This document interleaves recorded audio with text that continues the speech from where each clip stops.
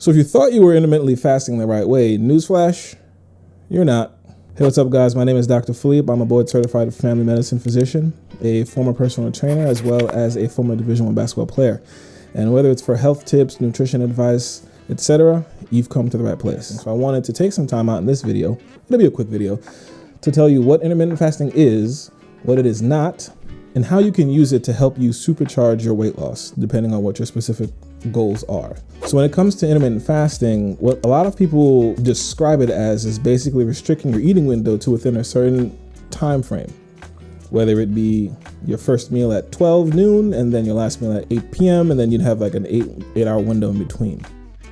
So what is intermittent fasting? Intermittent fasting is an eating pattern, how you're going to eat over the course of a week. And there are two main strategies for what they determine to be fasting. One approach is by eating your normal amount of calories for 5 days, and then for 2 days out of the week, severely restricting your calories on those two specific days. Whereas the more popular approach is to restrict what you're eating during a specific time frame, aka an eating hour window. The eating hour window, that's actually called time restricted eating. Now it's within the umbrella of intermittent fasting, which is why whether you call it intermittent fasting or whether you call it time restricted eating is not really the purpose of the video.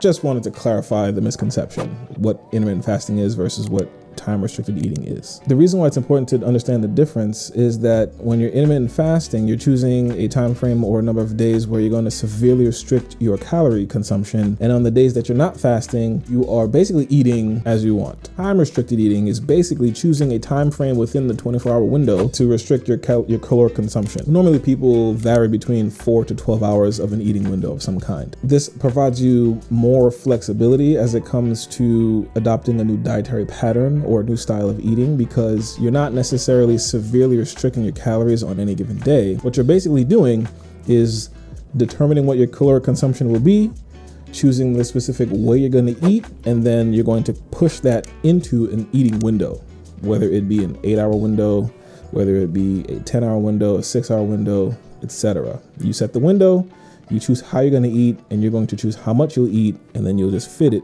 into that window. So is intermittent fasting healthy?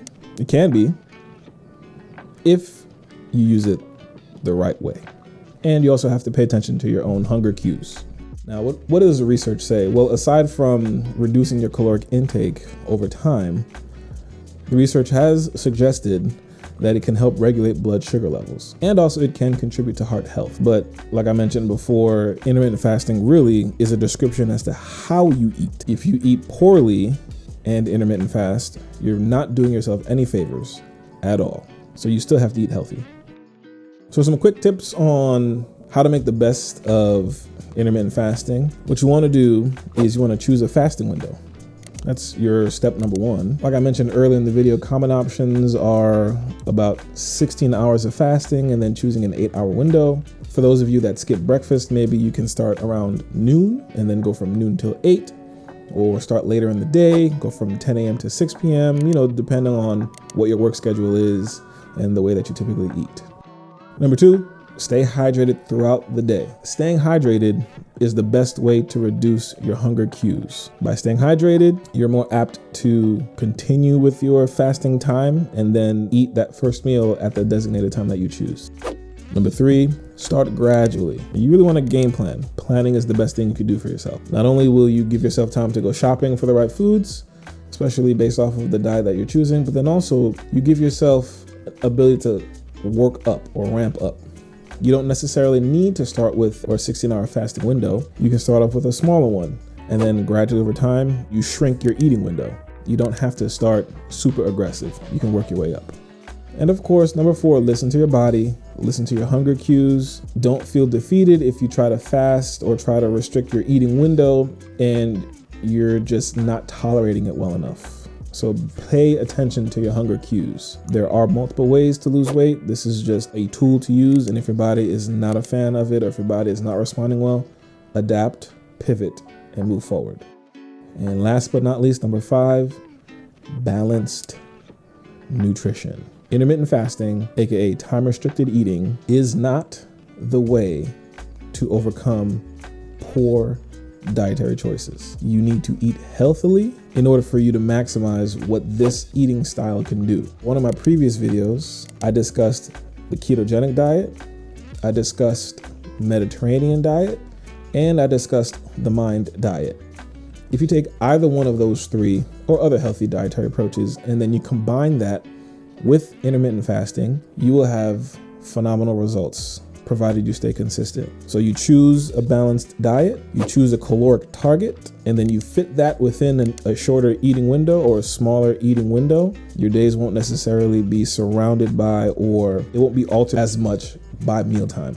You'll eat because you need to, and not necessarily coming home with a voracious appetite all of the time. The best way to treat, potentially reverse, and or prevent lifestyle-related chronic illnesses is to mostly eat a diet that is rich in nutrient-dense categories, or is to mostly eat a variety of minimally processed vegetables, fruits, whole grains, legumes, nuts, and seeds. And by doing so, you will be full of nutrient-dense foods, rich in antioxidants and rich in anti-inflammatory properties, as well as more than adequate fiber for good gut health. Thank you again for stopping by on my channel. Don't forget to like, comment, and subscribe, and I'll see you in the next video.